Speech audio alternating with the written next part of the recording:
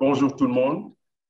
Permettez-moi, par rapport à l'événement, à l'hommage à la personne à qui on va rendre, de quand même observer une petite minute de silence pour commencer à la mémoire de Pape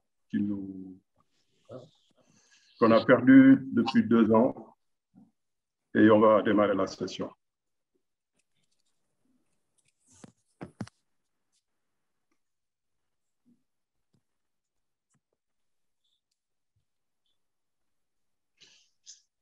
Merci beaucoup, que la terre de Yoff lui soit légère.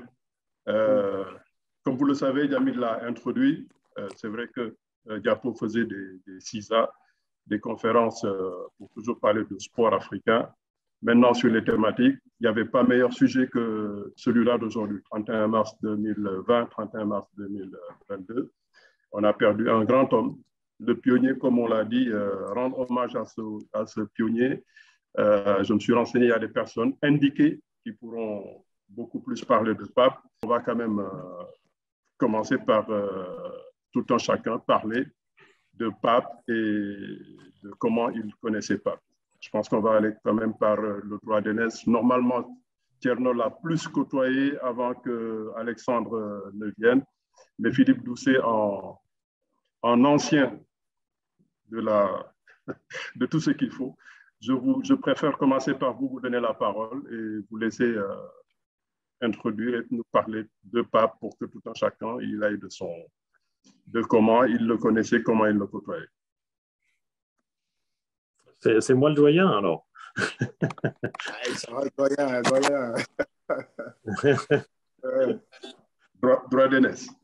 Droit d'aînesse, d'accord. Bon, c'est un peu gênant de parler avant Tierno, qui évidemment a connu encore plus Pape que moi, parce qu'il l'a de façon totalement continue. Moi, j'ai connu Pape dans sa première vie de journaliste, alors qu'il était encore à la Marseillaise, mais qu'il était le correspondant du journal Le Sport dans lequel je participais. Donc, c'est à ce moment-là qu'on s'est connus, mais pas visuellement. D'ailleurs, on s'est rencontrés plus tard, finalement.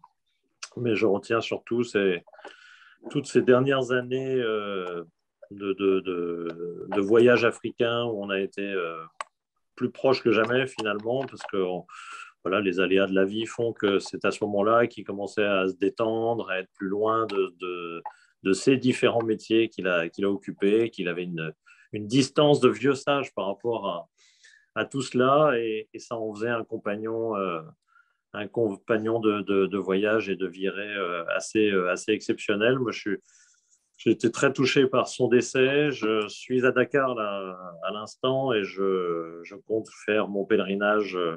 Évidemment, j'avais pas la date en tête, évidemment. Malgré le webinaire, ça ne m'a pas rappelé la date, c'est un peu idiot de ma part. Mais du coup, je savais que c'était en tout cas dans ces jours-ci. Et donc, bien évidemment, je ferai mon pèlerinage à Yoff demain ou après-demain. En tout cas, j'irai évidemment avec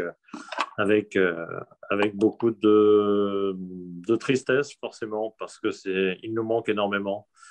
Malheureusement, je n'ai pas besoin de son anniversaire de l'anniversaire de sa mort pour repenser à lui. Malheureusement, j'y pense très fréquemment.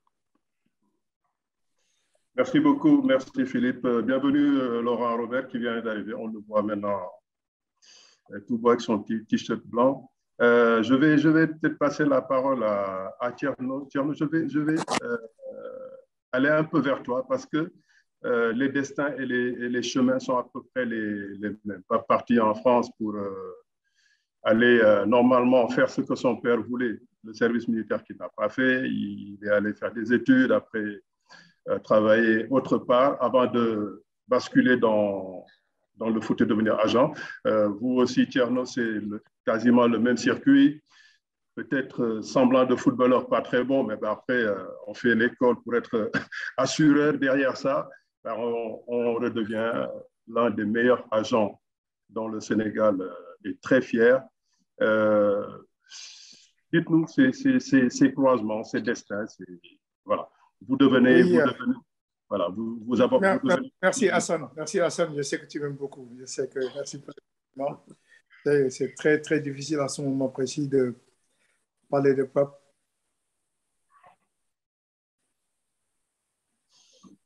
Bon, on va essayer. on se retient. On va essayer. Mhm.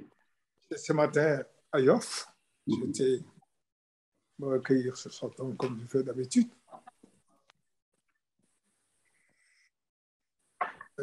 Alex, prends la parole. Voilà, d'accord, j'ai pensé comme ça. Bonjour Alexandre, bienvenue aussi sur ce panel. Merci d'être là. Merci aussi de l'invitation. d'être, entre guillemets, obstiné et volontaire, comme lui, il le faisait pas. Quand il a une idée, il va jusqu'au bout. Vous avez décidé, vous, de faire en sorte que personne n'oublie Pape, avec son épouse et Madame Paoli, Nathalie, et tout, pour aller sur force, résolument faire une fondation pour Pape. Pourquoi, Alexandre? Pourquoi la fondation? Parce que déjà, Pape, je l'ai connu, ça a été une rencontre assez fortuite, et puis on a noué des liens d'amitié qui étaient très, très forts. C'était tout à la fois. Je comprends tout à fait Tierno qui a du mal à parler, parce que c'est difficile de contenir ses émotions, surtout en cette journée. La fondation, en fait, c'était lui qui voulait la faire de son vivant. Ouais. Heureusement, il y a eu des circonstances qui ont fait que ça n'a pas pu se faire. Et donc, pour nous, c'était naturel de faire cette fondation pour qu'on puisse se souvenir de lui. Et surtout qu'en fait, j'avais entendu qu'on voulait donner des noms à une rue ou à un virage du Stade Vélodrome, par exemple, mais on trouvait que ce n'était pas assez. C'était pas assez tout simplement parce que ce n'était pas à la hauteur de l'homme, et qu'il fallait continuer à se souvenir de lui en faisant des actions concrètes. Et donc, c'est vrai que au départ, c'est Nathalie Paoli, Yann Pécheral et moi qui avons eu cette idée-là. Et on n'a pas voulu être seulement 3. On a voulu vraiment que tous ceux qui ne connaissaient pas intimement soient avec nous. Il y a Tierno qui est avec nous, qui a accepté de le faire. Il y a Étienne Mendy aussi, Mamadou Koumé. Il y a Julien Fournier aussi, qui était son secrétaire général à l'OM.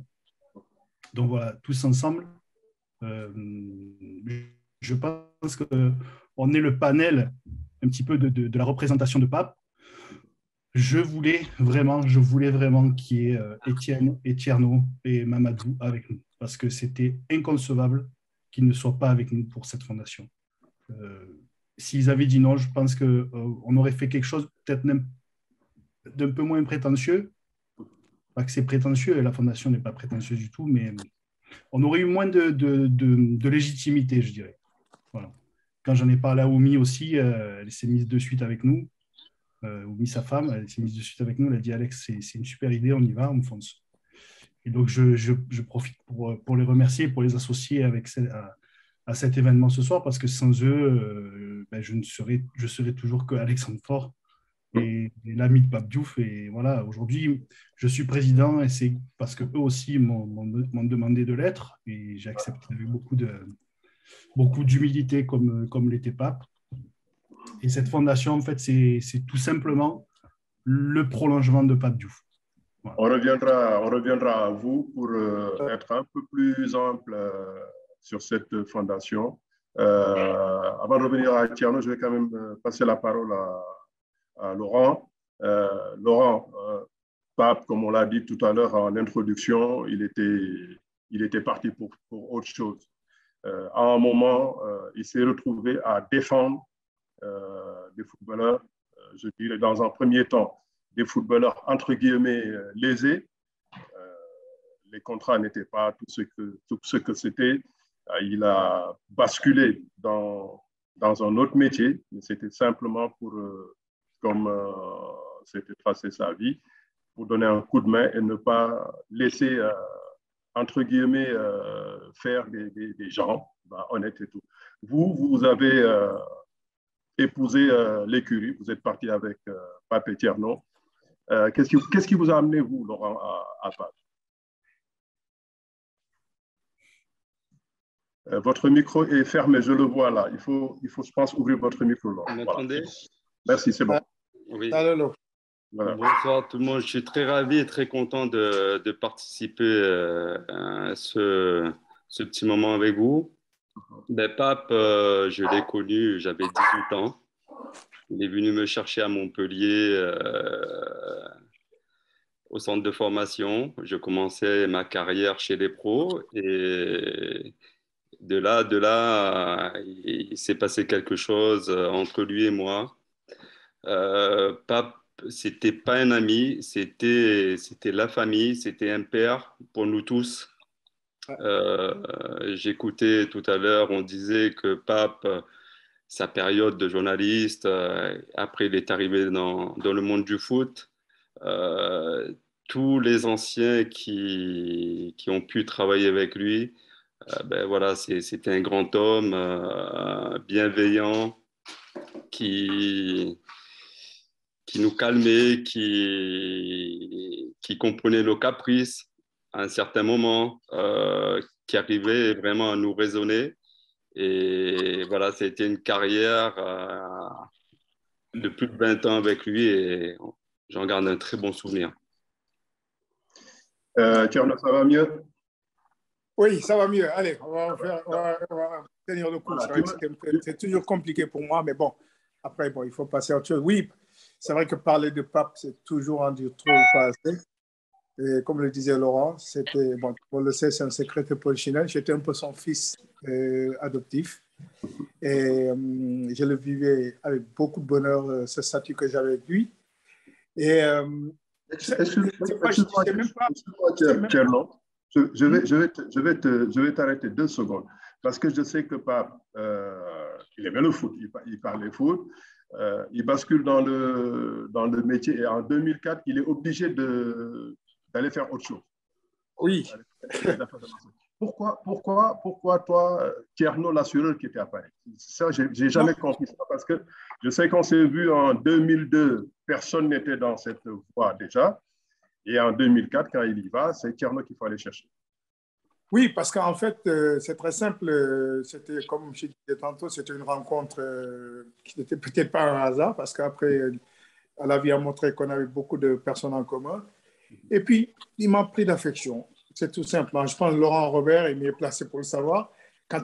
Lolo, rappelle-toi quand tu étais transféré au PSG. Et la première chose qu'il me dit, je suis à Marseille, Lolo est à Paris, je veux te voir à ce côté. Même quand il a besoin d'un sac de riz, il faudra aller lui chercher ça dans le 18e. Donc, en fait, c'est tout Pape. C'était le personnage, c'était le papa, le conseiller, l'ami, le confident. C'est la personne à qui on pouvait se confier sans barrière, sans chichi.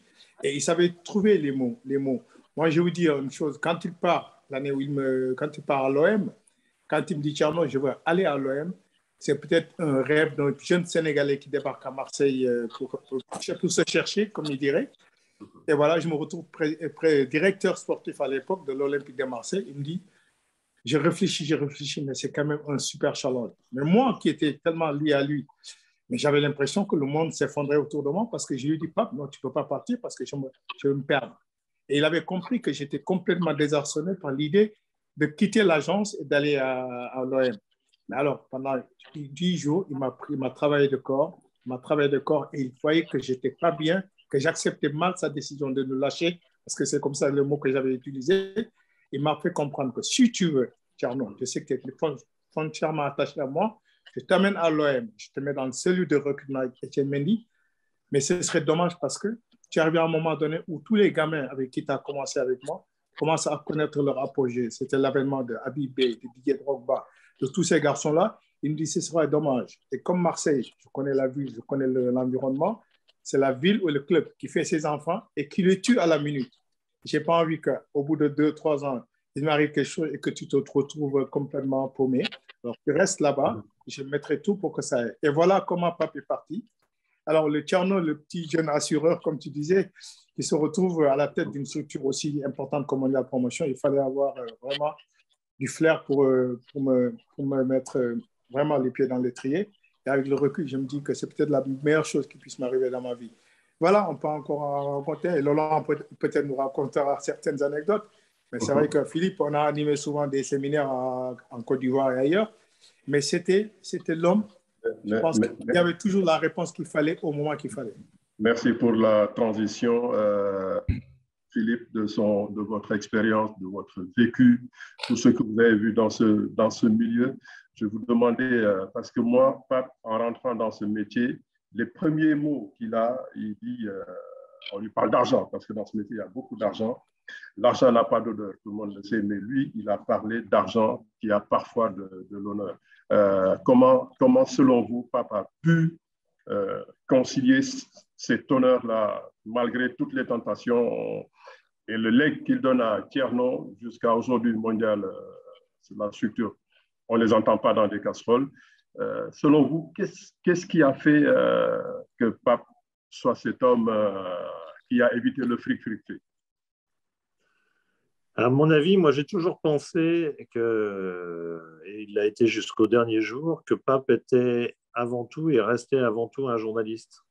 Et même si, évidemment, les 20, au moins 20 dernières années de sa vie, non, beaucoup plus que ça d'ailleurs, ça doit faire au moins 25 ans, 25, peut-être 30 ans même, il n'était plus journaliste, il était agent, directeur sportif, président, etc. Malgré tout, profondément, dans son âme, ce qu'il passionnait, il avait toujours une révolte quand un journal avait fait un titre malveillant, il avait une révolte quand un journaliste avait mal écrit, qu'il trouvait que son papier n'était pas bon, parce qu'il était d'abord passionné de presse écrite, naturellement. Et on partageait en partie ça ensemble. Et très, très souvent, il avait des avis là-dessus. Et je crois que ça révèle en fait l'authenticité de la personnalité de Pape, c'est que bien sûr, il a été agent, bien sûr, il a été président de club ou autre, mais profondément, il était d'abord un journaliste très préoccupé de l'éthique, toujours très, très, très, très vaillant quand l'éthique d'un journaliste était mise en cause, quand il y avait des débats comme ça sur les journalistes ou quand certains ne lui paraissaient pas, justement, n'avaient pas un comportement éthique. Donc, il était à fond dans ces pensées-là. Beaucoup plus, à mon sens, que tout ce qui était business ou autre. Je ne l'ai jamais entendu dans des discussions informelles comme ça. Bien sûr qu'on parlait parfois d'argent, d'histoire, et qu'il racontait des histoires qui s'étaient passées quand il était agent ou autre, mais jamais en appuyant sur l'argent, jamais en s'intéressant fondamentalement à ça, et jamais spontanément, comme ça, il racontait un truc qui avait rapport à l'argent, mais parce que sa personnalité, à mon avis, il se forçait. C'est même pas qu'il cachait des choses ou qu'il se forçait, c'est tout simplement parce que dans son âme, vraiment sa première idée fondamentale, c'était un journaliste à fond et toujours épris d'écrit, de qualité d'écriture, de tout cela. Et ça, j'ai l'impression que ça comptait beaucoup plus que beaucoup, beaucoup de choses. Alors j'aimerais bien d'ailleurs que Tierno nous raconte comment il gérait les joueurs, parce que je suis sûr que Pape avait une certaine distance par rapport à ça et qu'il envoyait plutôt Tierno au front que lui-même quand il y avait des joueurs qui n'étaient pas contents de ceci ou cela. Je suis à peu près persuadé de ça. C'est ça.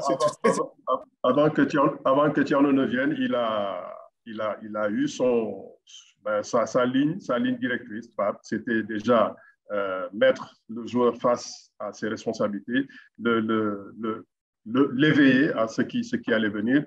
Par exemple, on a pour exemple le premier cas qu'il traite, le cas Marcel Desailly, qui avait toute la latitude de Nantes, aller à Monaco se faire un petit prince là-bas à côté du prince Albert.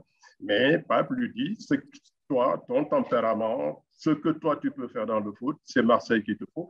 C'était ça, parce que moi, j'aurais été à sa place, je regarde où il y a plus d'argent, je le prends, je prends ma commission, je m'en vais. On reviendra à Tierno. Alexandre, il y a un truc que moi, Sénégalais, j'ai jamais compris. L'homme par extraordinaire, infidèle comme on est, mais pourquoi pas rester fidèle à Marseille? C'est pas possible. À un moment, il avait du temps libre, il pouvait nous revenir, faire autre chose. Mais Marseille, jusqu'à démarrer cette fondation, ça veut dire qu'il restera éternellement lié à Marseille. Selon vous, qu'est-ce qui explique ça? Alors, juste une petite parenthèse. Je voulais revenir sur la question d'auparavant. Allez-y. Pape, en fait, il savait que l'argent était important, mais il n'accordait pas d'importance à l'argent. D'accord. C'est-à-dire qu'il pouvait très bien, le lundi, rouler dans une très, très grosse voiture de luxe, et le lendemain, rouler dans une voiture qui n'avait aucun rapport avec celle d'avant. Et c'est ça qui était fort. C'est-à-dire qu'il savait qu'il fallait de l'argent, il aimait ce qui était beau, Mais il n'attachait aucune importance à ça et il se contentait de ce qu'il avait. C'est-à-dire, un jour il avait, il était content, le jour d'après il n'avait plus, il était tout aussi content. Et c'est ça en fait qui est fort. Maintenant, pour la question, pourquoi il est attaché à Marseille? Parce que en réalité, il a commencé à se construire au Sénégal, mais il est vraiment devenu Pape Diouf en France, mais surtout à Marseille. Et même quand il a été mis en examen, ce qu'il a mis, c'est la seule fois, je crois, vraiment, où je l'ai vu blessé dans son amour-propre. Mais vraiment, c'était une vraie grosse tristesse et une très grosse colère en même temps. Et il avait dit, c'est bon, je plaque tout, je retourne au Sénégal. Et il a tout fait pour repartir au Sénégal. Et au dernier moment, il a dit, je ne peux pas partir. Non. Je ne peux pas partir. Parce qu'il est attaché à Marseille. Et alors, certains vont dire des choses, etc. Mais vraiment, il est attaché à la ville parce qu'elle y avait apporté énormément et qu'il s'est dit, je ne peux pas, moi, m'en aller parce qu'on me salit. On me salit, eh ben, je laverai mon honneur, mais je reste ici pour le laver ici, et surtout pour ne pas montrer aux autres que je m'enfuis. En fait. Parce que c'était ça. Il ne voulait pas dire aux autres, je m'enfuis. Et après, en ayant réfléchi, il a dit quand même, je ne peux pas lâcher Marseille. Ouais. Ça, c'est ça qu'on appelle le diom sénégalais. Laurent Robert, en attendant que j'ai des questions du public ou des gens qui nous écoutent, Laurent, Pape, un papa, un agent? Oui, c'est tout cela. Moi, je garde un souvenir magnifique avec ma femme, mes enfants aussi, parce qu'il nous a toujours accompagnés. Tout à l'heure, vous parlez des clubs pour Marseille, Marcel. Le choix d'aller à Marseille au lieu de Monaco, pour moi, c'était pareil pour Newcastle. J'avais le Milan AC, j'avais le Bayern de Munich. Et lui, il m'a dit, Lolo, ça, c'est pour toi. L'Angleterre, Newcastle, tu vas jouer avec Shearer et tout. Ça, c'est un club pour toi. Il avait toujours ce truc-là et on ne pouvait pas refuser, quoi. Donc, on fonçait, on allait, on prenait l'avion. Et quand on arrivait là-bas, il faisait l'affaire, le deal. Et après, nous, sur le terrain, il fallait vraiment montrer ce qu'on était capable de faire. À chaque fois, c'était toujours pareil. Quand je changeais de club, montrer à tout le monde qu'est-ce que c'était mon niveau. Et puis, moi, j'adorais ça. Les challenges. Et moi aussi, dans ma tête, comme Pape, on voulait être les meilleurs, quoi. Donc, et après les matchs, à 2, 3, 4 heures du matin, on était au téléphone ensemble. On se refaisait le match. Qu'est-ce qui était bien, qu'est-ce qui n'était pas bien, comment tu dois progresser pour le match d'après. Et voilà, c'était le papa que je n'avais pas ici avec moi en métropole, quoi. Tierno, à 18 ans, en partant du Sénégal, il est déjà junior, mais je n'ai pas connu Pape ni à Gorée, ni à la GIA, ni au Jaraaf. Mais comment l'homme vivait le foot et savait conseiller en foot? Parce qu'on peut être journaliste, juste c'est qu'il est parti. Mais lui, je me rends compte que, voilà, selon le pied gauche de Laurent, il savait que aller là-bas faire des caviars à Shearer, c'était plus indiqué qu'autre chose. On prend où le foot comme ça Non, mais je pense qu'il a toujours évolué dans un milieu sportif, comme il a tout dit. Sa première passion, c'était le basket, d'abord. Okay. Alors, donc, et puis, mais après, quand tu es un jeune Sénégalais né vers Fanok, grandi vers Fanok, forcément, tu as la possibilité de jouer dans le terrain. Et lui, je pense que c'est foncièrement le basket qui était son sport favori. Après, il a côtoyé des gens. Et pour l'anecdote, les gens disaient que oui, Diego Maradona a Pelé. Mais Pape, quand je lui dis, mais Pape, quel est le joueur qui t'a fait rêver? Il tourne là, il me dit, malheureusement, il n'a pas été un grand footballeur. Il n'a pas fait du jeu. Je lui dis, mais c'est qui? Alors, mais retiens bien son nom, Hassan, peut-être ça dira que je. Cheikh Niang. Un certain Cheikh Niang qui est aujourd'hui président de la Fédération de course hippique. Oui. Et il me dit, si c'était aujourd'hui, c'était le plus doué de toute génération confondue. Alors, moi, j'ai cherché à voir qui c'est ce bonhomme-là. Heureusement, avec le temps, j'ai réussi à lui serrer la main. Je lui dis, il y en a un qui a qui me parlait de vous, c'était Pape Diouf. Donc, bon, il connaissait le football parce qu'il a pratiqué, il lisait, parce que je crois qu'il a souvent parlé de ça, France Football à l'époque, Paris-Dakar à l'époque, et il s'imprégnait de ça. Il lisait les rubriques de sport et il aimait le football. Et puis après, avec le temps, il s'est adapté, il a appris à connaître le football. Et voilà, après, il est devenu en lui-même, comme tout naturellement passionné. Et puis, tout à l'heure, tu as abordé un aspect très important dans la démarche de Pape, l'argent et l'éthique. Il me dit, parce que moi, il m'appelait affectueusement Samarak, qui veut dire mon petit pour Alex et Lolo. D'accord. Il ne m'a jamais appelé Tierno. Bon, c'était comme ça, moi je l'ai toujours appelé grand. C'était comme ça. Et là, il me regarde, il me dit, mon petit, écoute-moi bien, tu es dans un milieu très vicieux. L'argent, il y en a. L'argent, il faudra en gagner. Oui, tu dois en gagner parce que tu dois en vivre. Mais alors là, écoute-moi bien, n'en fais jamais une valeur absolue. Parce que ça là, si tu en fais une valeur absolue, ça va te tuer à la moindre. Moi, j'ai été journaliste, agent. Jusqu'à l'heure où je te parle, jamais il m'a été reproché un problème de gestion. Parce qu'il en faisait. C'était lui, il a dit, je suis venu de mon Sénégal, pour me chercher, parce que on parlait pas français, on parlait africain en utilisant les mots en français. Je suis venu me chercher, je pense que je me suis trouvé. Alors, à travers moi, j'aimerais bien que derrière, si demain je ne suis pas là, je n'ai pas envie que vous traînez des casseroles. Faites attention, il y a trop de tentations. Et ça a été un discours que nous répétait Étienne Mendy et moi, tout le temps, au point que j'en étais arrivé, à tout acte que je posais, j'avais besoin d'avoir son onction, parce que j'avais peur de mal faire. Alors, excusez-moi, mais quand je faisais l'erreur d'avoir mal fait, je prenais des soufflants, hein, mais c'était toujours dans le bon sens pour me dire que voilà, pas dévier.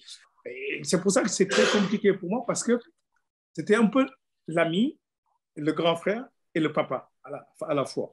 Et il avait cette bienveillance. Et je peux vous dire que quand il partait, quand il est parti, et quand je me suis retrouvé la première fois, je racontais ça une fois, pour négocier un contrat avec un de mes joueurs, où Pape était de l'autre côté, moi je suis en face, mais on en a rigolé. Et c'était le cas d'Habib Bey, où quand je fais le transfert, je négocie les conditions salariales avec José Anigo à l'époque, parce que pour se mettre à l'aise, il me dit, non, tiens, non, discute avec José, après moi je verrai. Tout ça, c'est pour ne pas prêter le fond. Alors, je trouve un accord avec Anigo, avec un salaire de malade, parce que même moi, je me suis dit, là, j'ai fait un bon coup. Alors, Pape, il revient le trouver au bureau. Alors, je dis, oui, Pape, on a trouvé un accord, c'était tant. Il se prend la tête. José, il le regarde, mais tu es malade, impossible. Alors, pendant 1 heure de temps, ça a été des jeux verbales. Derrière, je sors, je dis, Pape, va, toi, l'ancien agent de Habib Bey, aujourd'hui, de l'autre côté, moi, l'agent d'Habib Bey, je viens, on trouve un accord avec José Anigo, le directeur sportif, et puis va dire non au contrat pour lequel on devait partir. Alors, il était mal à l'aise. À un moment donné, bon, l'affaire est passée. Et quand je sors, je serrais le poing, je dis, voilà, celle-là. Pour une fois, je lui ai fait ça. Lui qui d'habitude, quand on sortait de table de négociation, me tapait sur les mains, il me dit, t'as vu petit, c'est comme ça. Et là, moi, je suis sorti, j'ai dit à Etienne, waouh, je l'ai fait à l'envers à Pape. Et voilà, c'est des trucs comme ça qui sont des belles histoires à raconter. Tout ça dans la formation, bon, la preuve, jusqu'à aujourd'hui, la fierté d'un agent sénégalais, tout le monde veut être l'ami de Thierno Seydi. Bon, on n'est pas très amis, mais ce n'est pas grave. Je resterai un grand frère. Philippe Doucet, le Sénégalais, je peux dire ça. Vous ne manquez aucune occasion d'être ici. Vous avez compris pourquoi Pape n'est jamais venu s'imposer ou s'immiscer dans les affaires du foot sénégalais? Alors, et une fois, il m'a avoué quand même qu'il avait, mais alors ça remonte à loin, c'était l'époque de Metsu, qu'il avait quand même œuvré en 2002, notamment autour de la CAN et de la Coupe du Monde, qu'il avait pas mal œuvré pour arranger des petits soucis divers et variés. Peut-être que Tierno pourra le détailler davantage, mais pour le reste, c'est très très juste. Pape n'a jamais voulu. Alors je ne sais pas. Est-ce que le fait qu'on lui ait proposé 27 fois, peut-être 17, peut-être 7, j'en sais rien, mais je ne sais combien de fois le poste de ministre des Sports, est-ce que c'est ça qui lui a donné un peu de distance parce qu'il refusait systématiquement et notamment en se moquant un peu de de la politique locale en disant que de toute façon, le ministre des Sports au Sénégal, c'est au mieux le ministre du foot et au pire le ministre de la sélection A et pas beaucoup plus. Il trouvait ça très étroit comme conception du sport.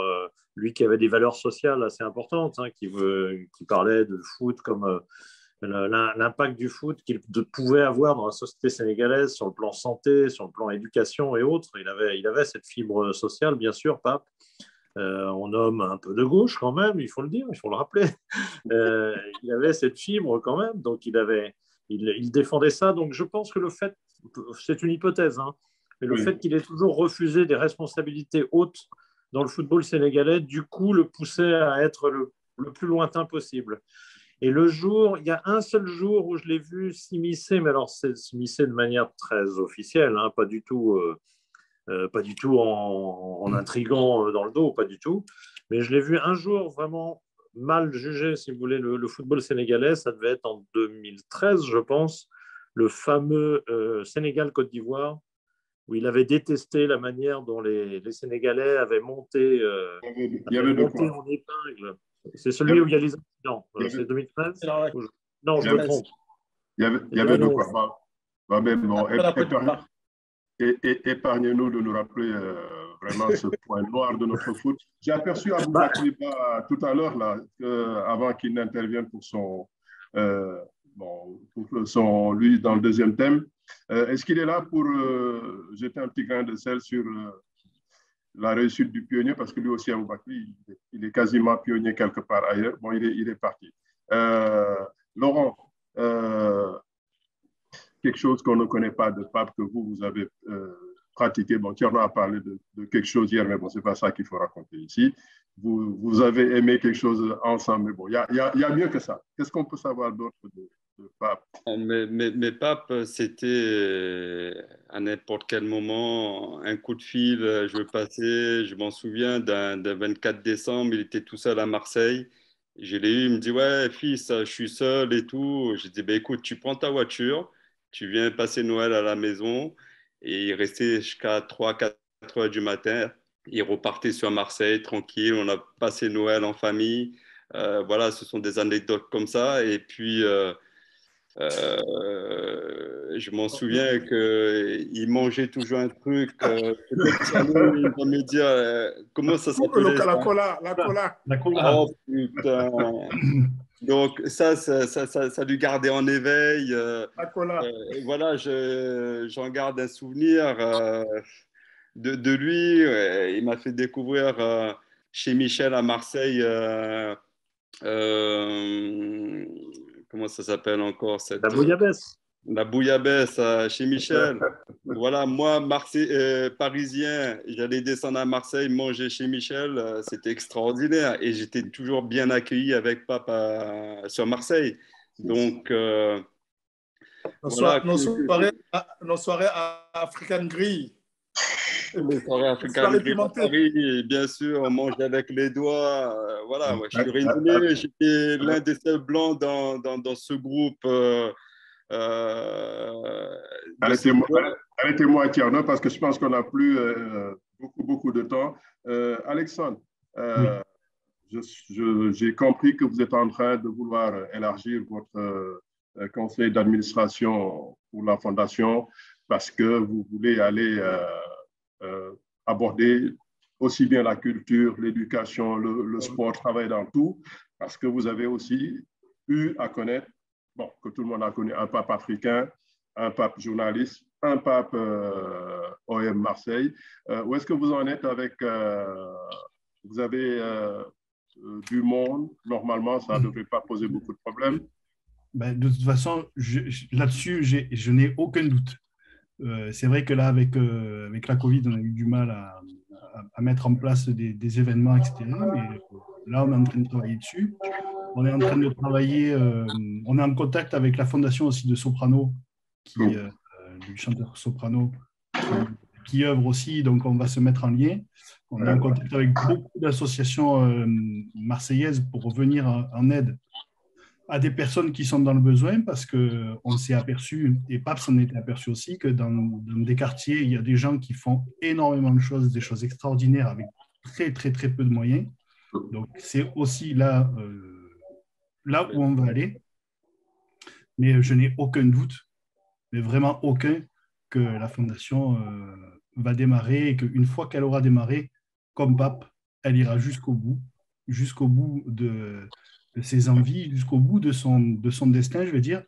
Mais elle est toujours à votre côté, Nathalie, malgré elle aussi le coup dur qu'elle a eu pour aller former son association, le Point Rose. Elle est toujours quand même dans la fondation. Exactement. Exactement. Nathalie fait partie du conseil d'administration. Elle est aussi, elle a été nommée il n'y a pas longtemps vice-présidente du Conseil de Provence, qui est un conseil facultatif au département des Bouches-du-Rhône. Donc voilà, la fondation, d'un point de vue local ici en France et en particulier à Marseille, commence à être connue et commence surtout à être respectée, tout simplement parce qu'on véhicule les valeurs de Pape. D'accord. Je pense qu'on n'est pas trop loin du temps pour laisser la place aux autres panélistes pour le deuxième thème. Tierno, Philippe, Jamil, normalement derrière.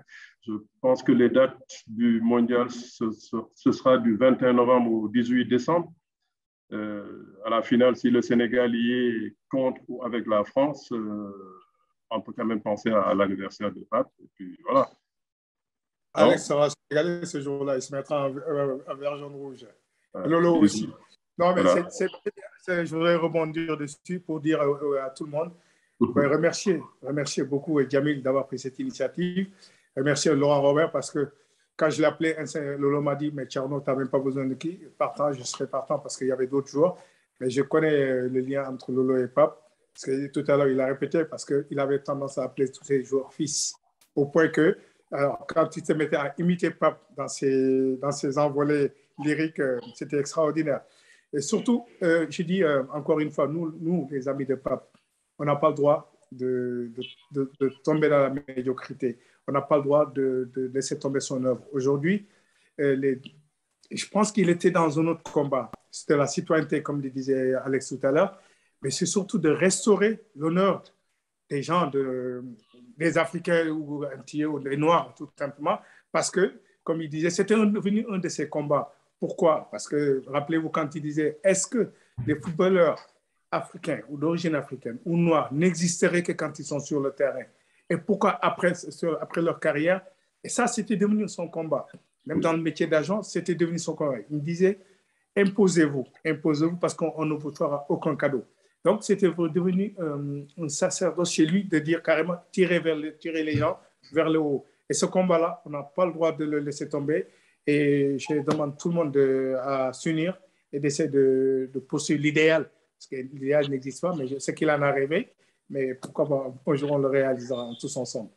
Merci tout le monde. Tu as touché du doigt un point important. Moi, je suis convaincu que Pape ne voyait pas venir. Logiquement, il était prêt à revenir et travailler au Sénégal. Tu as parlé de Jamil que tu veux remercier.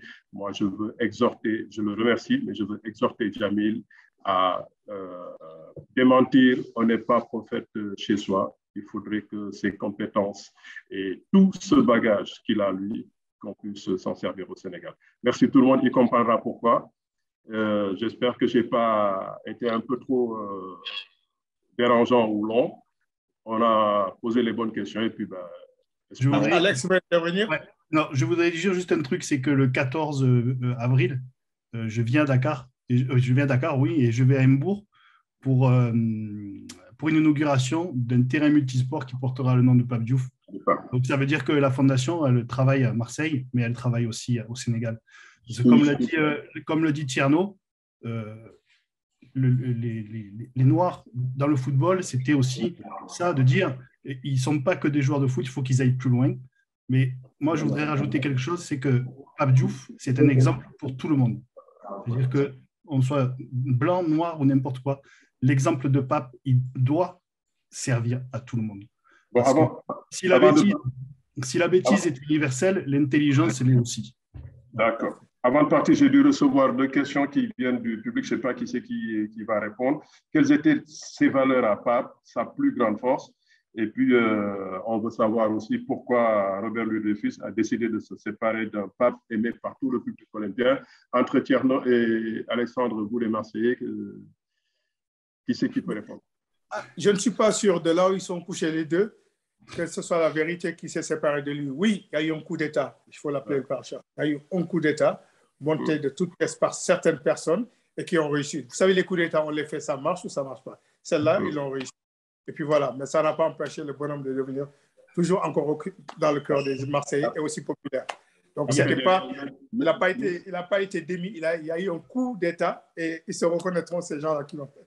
C'est ça. Et il y a aussi une chose qui est vraie, c'est que Robert Louis Dreyfus n'a pas viré Pape Diouf, c'est Pape Diouf qui est parti.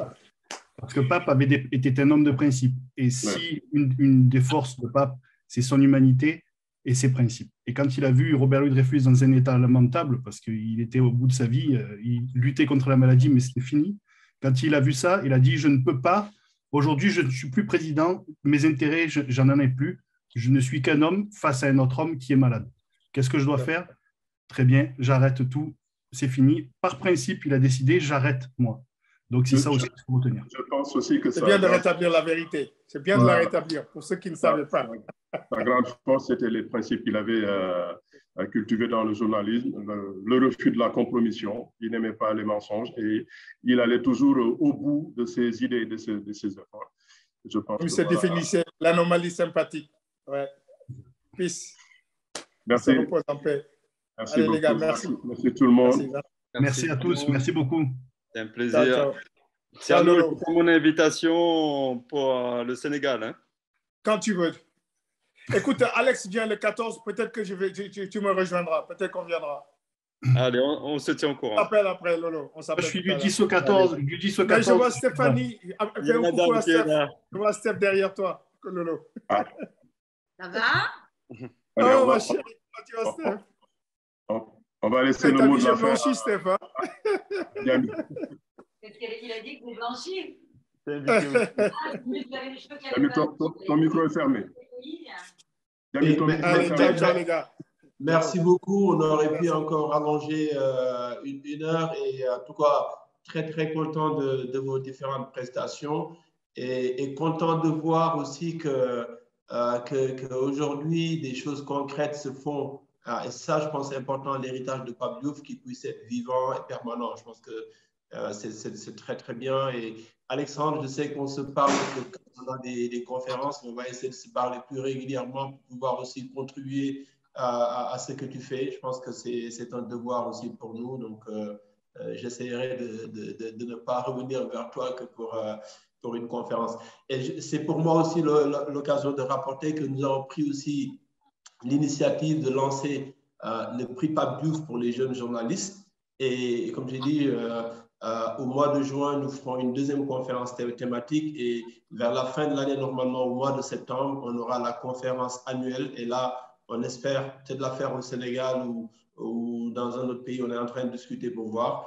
Et là, on fera en tout cas la remise du premier prix et on mettra les membres du jury. J'espère que certains d'entre vous accepteront d'être dans le jury.